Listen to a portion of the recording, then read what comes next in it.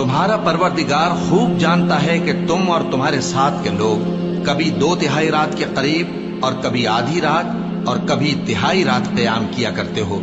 اور اللہ رات اور دن کا اندازہ رکھتا ہے۔ اس نے معلوم کیا کہ تم اس کو نبھا نہ سکو گے، تو اس نے تم پر مہربانی کی، بس جتنا آسانی سے ہو سکے اتنا قرآن پڑھ لیا کرو۔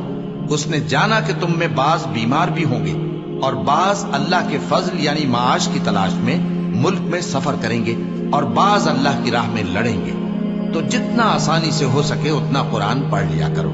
اور نماز قائم کرتے رہو، اور زکوٰۃ ادا کرتے رہو، اور اللہ کو نیک نیتی سے قرض دیتے رہو،